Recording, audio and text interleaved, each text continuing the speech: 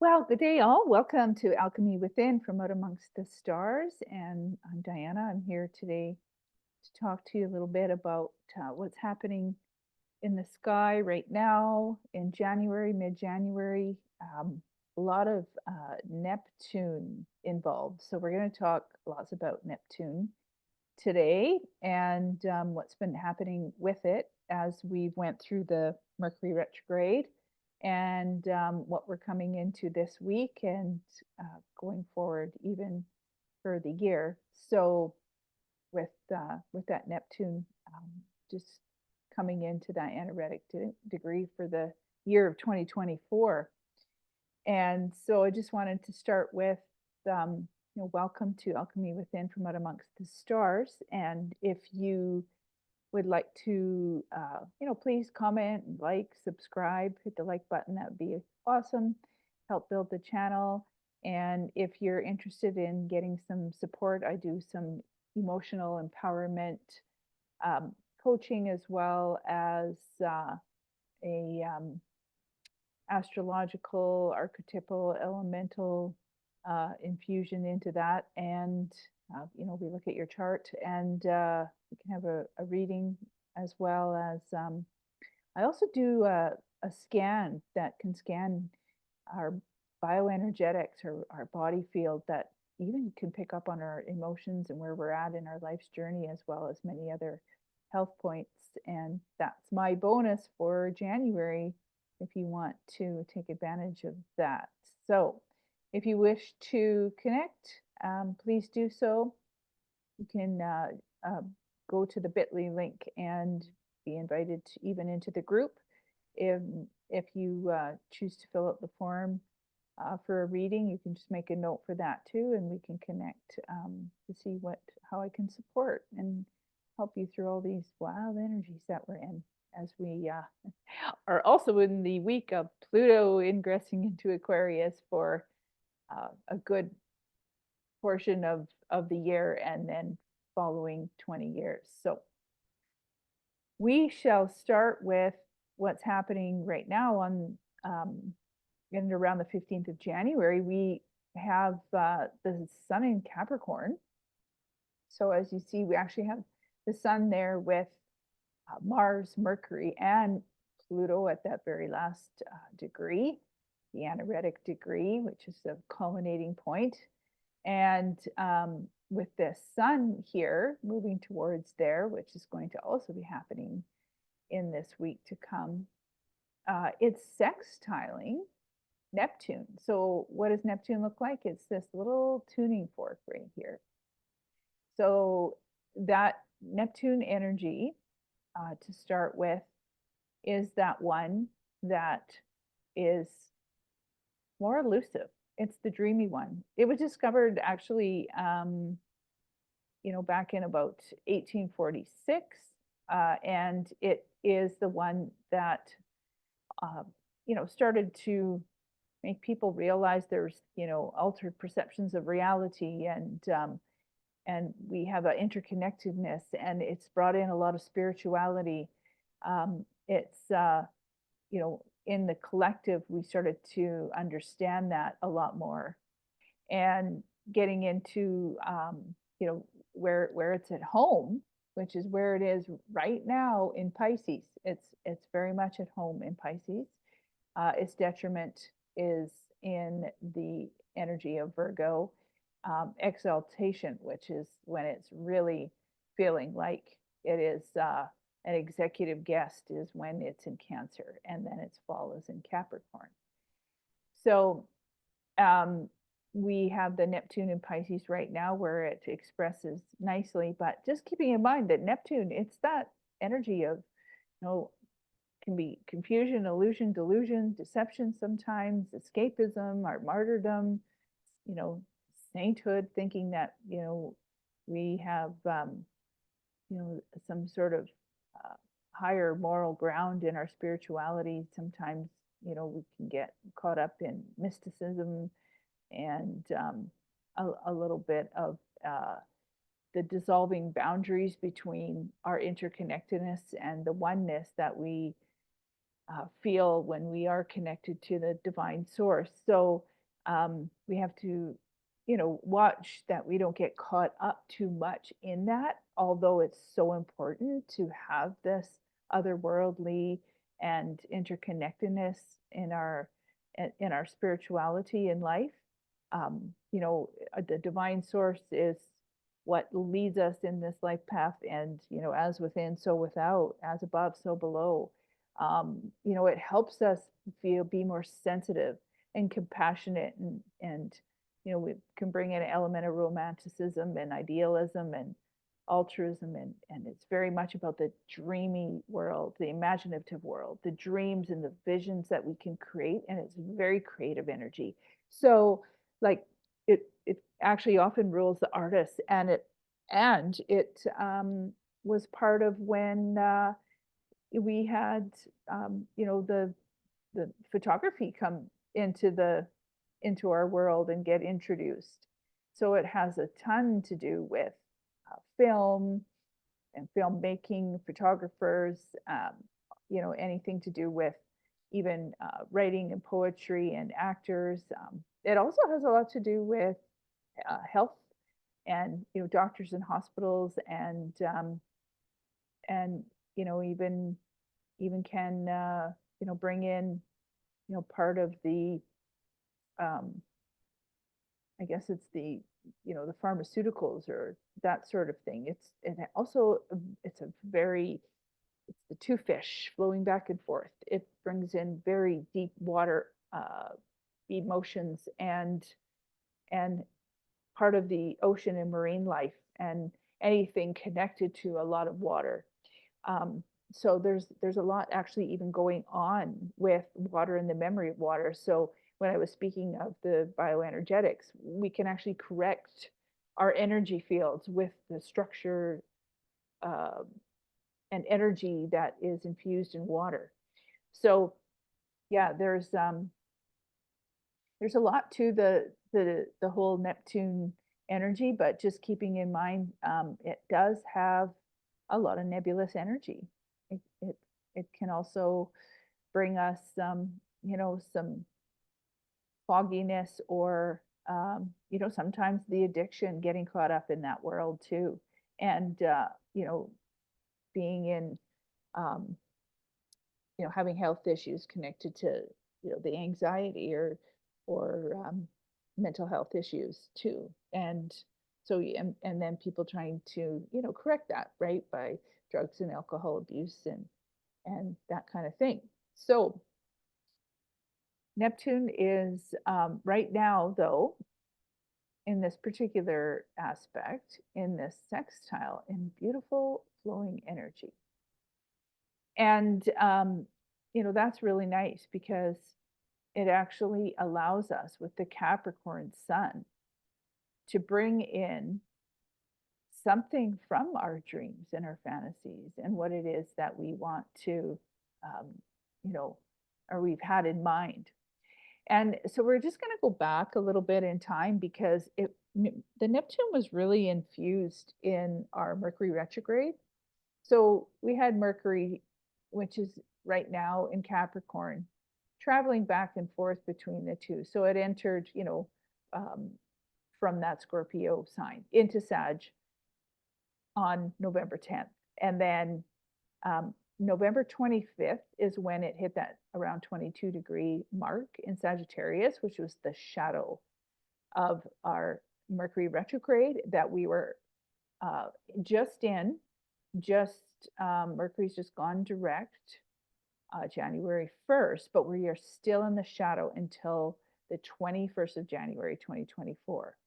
So we were at that 22-degree mark. And then, you know, at that point, around December 1st is when it entered Capricorn the first time around. You know, so we're wanting to take these big picture ideas and then we want to bring in that whole process of bringing it into our reality, you know, and implementing what it is that we wanted to achieve and and you know, how we wanted the plan to execute and have, you know, this successful sort of big achievement with a lot of discipline and motivation towards that. And so that went up to the 8-degree mark on the December 13th. And in Capricorn, we're on this vision. Well, then with the station retrograde, it was like, oh, no, no, we must go back. We must revisit and, redo and revise and find new resources and reorient what it is that we thought that we were going to do in all of that. So I don't know if you noticed having a lot of change of plans, or so you had this big picture idea and you were implementing the plans, and then during that period of time when we were retrograde in December 13th to January 1st, it kind of felt like, I noticed anyway, plans uh, kind of would go awry, or they would just change in a hurry, and there was just a lot of confusion and lack of clarity, and things got kind of potentially discombobulated or not communicated properly um, during that particular time. But during this, it was really infused with Neptune as well, because there was this energy of Neptune that was in the mix of this whole Mercury retrograde. So, as I mentioned, it stationed on December 13th, and then started to go backwards all through those 3 weeks and those degrees, and re-entered Sagittarius on the 23rd of December. So we got out of that real earthy energy back into that fire, big picture, where Mercury doesn't really love to be in Sagittarius. It likes all the details, and they can't quite get there when you've got the big picture view.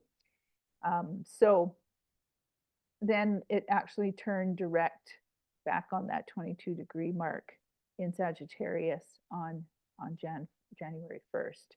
And so then back it's going all the way until that back to that 8-degree mark in December. So that's on the 21st of January, it will be headed past our shadow period of that 8-degree mark in Capricorn. Here it is right now, very, very close to that. And, we'll finally move on to Aquarius in February 5th. So during that time, it was kind of a time where we had a few different aspects to Neptune.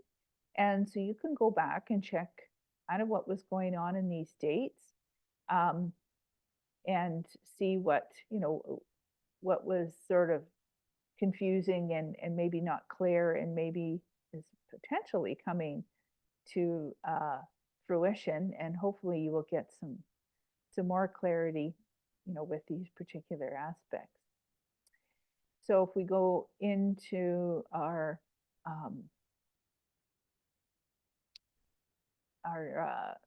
dates here, so when we had Mercury in Sag squaring Neptune retrograde in Pisces at 24 degrees. So, and that first hit on the 27th of November. So Mercury was in Sag, and go down here to where Mercury is in Sag, and it was squaring Neptune. And so this is an energy of tension, right? So it's not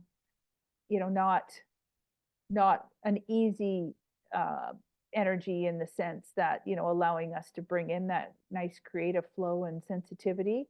It sort of also brings in a lot more confusion, although we are just trying to find what our path was, what is the long-term vision. But there might have just been a lot of confusion around there. And so then on December 6th is when Neptune, which had been retrograde, had stationed direct at that 24 degrees and 53 minutes. And December 13th, when we had that, Mercury station, so we were in the Neptune, we had the Mercury station to go retrograde. We had, another pass to come, right? So we had on December 27th, then our Mercury that was in retrograde in Sagittarius, it squared Neptune and Pisces again at that 25 degrees. So all through this whole Mercury retrograde period, we had this also because of the station Mercury hitting the Neptune square. So the second pass happened on that December 27th. The first one was November 27th, and again it's was in Mercury in Sagittarius. It's that big picture, and it's very mutable, and it's fiery, and not very detailed, right? So it was sort of like, yeah, what did we need to revisit and reorient, and where was there just this confusing energy that wasn't clear? So on January 8th, we had Mercury in Sag squaring Neptune and Pisces again at that 25 degree. So that was that third pass during that retrograde motion. And so we, maybe started to see a little clearer picture. Maybe we were able to get a better vision. What is it that you had in mind that you wanted to bring a practical plan to in that, whole discipline Capricorn, energy that was about to come, but you were still in the vision of it. You're still in the big picture of it. You were still like trying to see the clarity, but hopefully there was some opportunity where you may have felt like, you were getting some of the plans in place or some more information coming through, because the process of Jupiter also stationing to go direct and it trining Mercury was helpful. And yeah, so we had also like this interesting, Neptune is in a Jupiter ruled sign of Pisces, and then Mercury was in Sag, which is a Jupiter ruled sign. So we kind of had those, mutual receptions happening as well. So we had those few things coming through that were allowing us to sort of revisit and relook at different things. And then as we, come into this nice sextile, it's then a matter of, looking at what it is that we've had in our dreams and visions. Like today actually was just by not even on purpose, a day I was really diving into getting things set in motion for my vision board, which I won't initiate fully until the new zodiac year, like in April. But I always start at this time of the year, and I start to, write down or gather things that are going to go on the vision board, and get the general layout of it done. My symbol of connection to spirit. I do follow Colette Baron Reed in the way that she does it. It's wonderful teachings that she does with that. And so as we were, going into, like I said, this, trying to find this clear picture of where it is that we want to go in our big dreams or big plans. And, we have this creativity that we can explore while we're doing it. That's a very helpful, it's very helpful, especially with Mercury that had entered Capricorn on January 13th. And so because that Capricorn energy does allow us to, bring in something that is just a lot more practical and decisive and more disciplined. So when we look at the sun in this nice flowing sextile energy, that's our life force energy, our personality, our core, our like our identity and what brings the heat and light of our solar energy so energizes us to be in our most authentic expression of ourselves. Like it's our personality and what energizes us to be who we are out in the world. And it allows us to then help us, express ourselves in the highest version when we are, um, dreaming, intuitive, imagining, have the vision, and allows us to bring in our, more inner knowing and psychic abilities. It can help us, you know, do those, like I said, uh, vision boards and journaling on our intentions and what it is that we want to bring into um, our reality and what feels really true for us, and elevate the emotions into an experience so that it feels like, our soul's self-expression is really in its best place for um, being the role you want to play in the world with that sun, and that sense of purpose and feeling satisfied, and what lights us up as we are, going through the world. And then that nice sextile um, can help it just flow nicely in compassion and forgiving and sensitive emotional energy, and being more alignment with our dream world, with divine source, spirit, God, the universe, whatever you want to, um, you know, label that connection, that interconnected to the oneness, and whatever it is that your aspirations are in this life. So it, it, with the Neptune energy, it can dissolve the ego. So asking yourself, you know, also where it is that your boundaries need to be looked at. Sometimes people get too pushed over. They're allowing, as an empath, they're allowing that uh, border sort of to get nebulous, and you sometimes end up taking on other people's energy.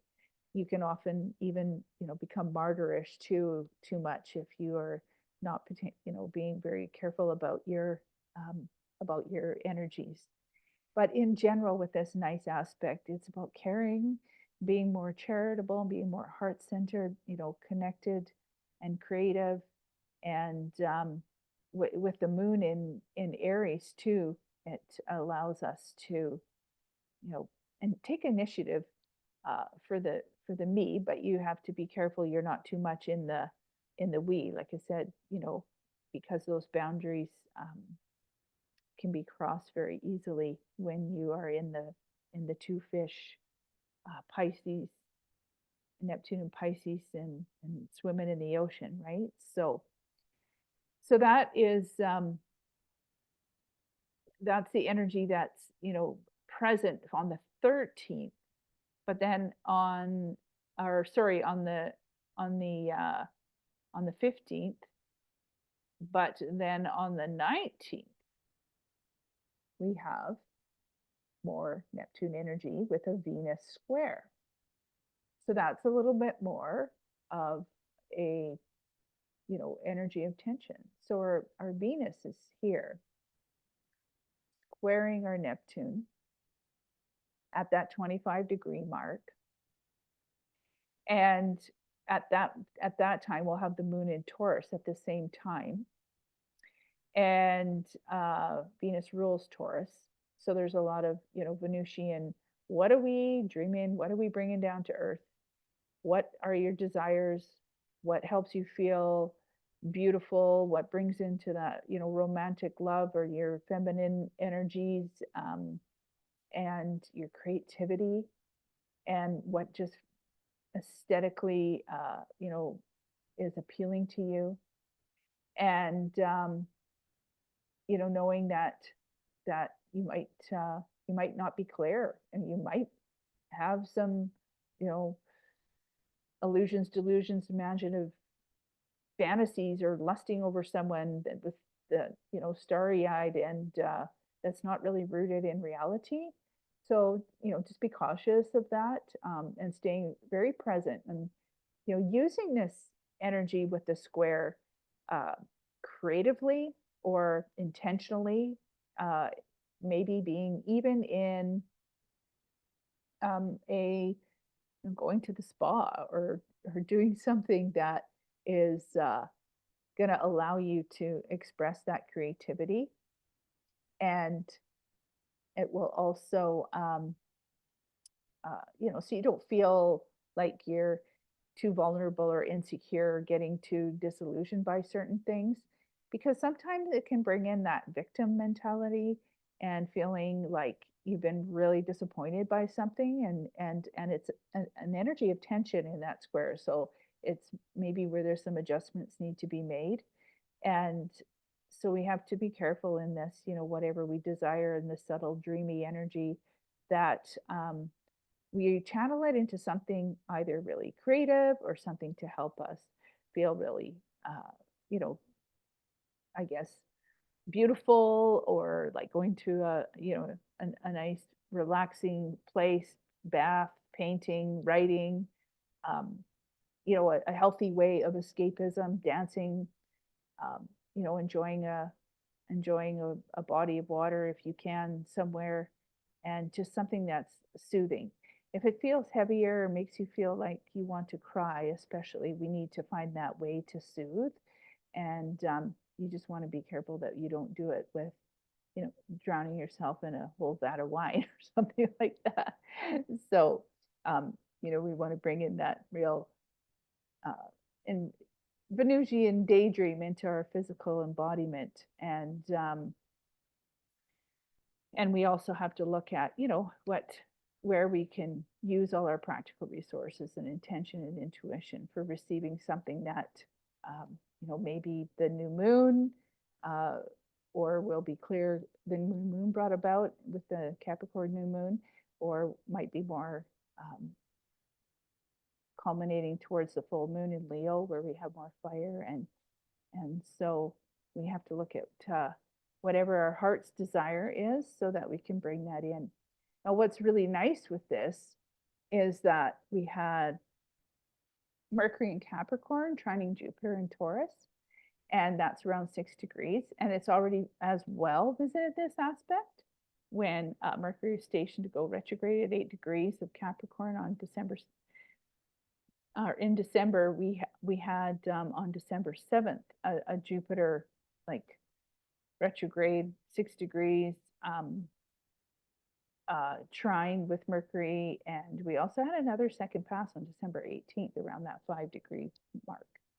So that brings in a lot of communication you might be looking for, a real flowing aspect and opportunity that you might not have expected. It's ideas, so something in that bigger picture with maybe incremental steps too towards whatever it is that you are been planning to put into motion. And because we are looking at that Capricorn long-term goal, like where we're going to be disciplined and determined and strategic and methodical in that step-by-step action towards whatever it is that we want to achieve. We have to have persistence and patience and focused efforts with responsible work towards getting what it is that we want, to bring into this new life, because we are in some way new energies, and going into even more, and they're going to speed up. So there could be something exciting that comes along, because this is such a nice trine too. That's with the, Mercury. If we look here, we have the Mercury in Capricorn, and it's trining the Jupiter right here. So yeah, and that Mercury is all about ideas, messages, calls, texts, emails, communication of any sort that may come in, that may offer something that feels very positive, hopeful, and optimistic, and maybe even surprising. We have, we're entering that proximity of Uranus towards Jupiter, or Jupiter towards Uranus. So that there's that conjunction that's coming in April that we're going to talk about as well for this year of 2024. That's really, really, really significant in the energy that we are going to experience for this year. And yeah, so around January 21st, when we see that Mercury leave shadow past that 8-degree mark in Capricorn, right after we've had this trine, we've also at that point had Sun hit Pluto, which is at that anaretic degree, which is that culminating point, and then Pluto enter Aquarius. So it's a really, really, really big week of things that could definitely change the whole trajectory of your life path. And you know, or even if it's just the seeds of intention towards that, and you now starting to see a little bit of those visions that you had coming into reality in the new way after all the different passes with the Neptune involved with that Mercury retrograde, and maybe some confusion that might have been, or some things just not quite clear, or some new information come in, or a new way of doing things. So you know, that is a really important part in the whole story. So you can go back to those dates and have a look at where it was that you saw that first pass on the 27th of November, and then into that next pass of a Mercury, and you know, squaring Neptune on December 27th. And you know, where we had another third pass on January 8th. And if you're feeling like in that victimhood, you know, where sometimes that Neptune energy can bring in, and this is where it sits on the scale of emotional empowerment. This is based off Power versus Force by Dr. David Hawkins, and victimhood is right in here. So if you're feeling any of these, you know, where you're just feeling a little you know, despair and hopelessness, and this is a place where you have to start to look at what needs to be let go of, what needs to be grieved, what needs to fall away, and allow yourself to have time to, you know, move out of that place where you're feeling all of that, you know, blame and shame, and you know, possibly guilt, even in these lower ones. But you see where it's on the scale of consciousness, and we have different you know, trends. It's like a, you know, processes, exercise to allow you to transform your energy, because where we resonate in this whole emotional scale is what we allow into our life and attract. You know, we feel lighter and are resonating in a real higher vibration, you know, when we're in these higher emotional states. And so there's a lot of processes that you can go through, and I provide support and different exercises to get through these. And it's not a bypass. Okay, well, you know what? I'm not going to be the victim. I'm just going to take a leap of faith and be courageous. You know, often these are things that have been held in our nervous system, and things that have helped keep us safe for many, many, many years. So it is a process, and we do have to, as Pluto is drudging up all of these things that we may have buried and haven't expressed in ourselves, you know, we may need to really spend some time with this. And we can actually see where our energies are at. And these are just some of the screens and things that kind of show up in our, you know, hero's journey, and our core beliefs and our emotions. And you can see exactly where your energies need some work when you do the bioenergetic scans. That's really an interesting thing. So if I can offer any support in any way, whether it be through the astrology and you know, getting a real good look at that, or support with your emotional empowerment and finding, you know, ways to move your consciousness up and looking at the elements and where you are at in your like archetypal expression, and maybe there's a situation where you've were brought up and not accepted for who you really were.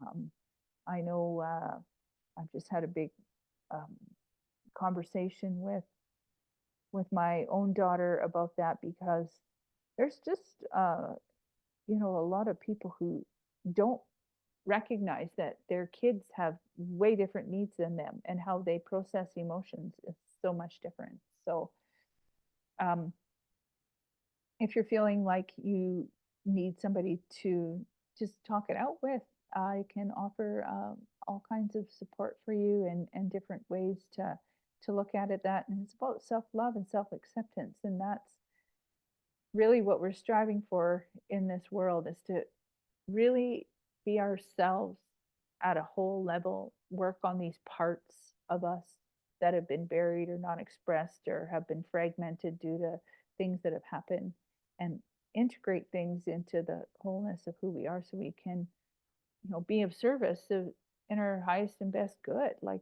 we've all come down to the, the earth here as whole beings, not broken or not what we need to fix, just ways to express ourselves the most authentically. And I think a lot of people are realizing what their purpose and passions are.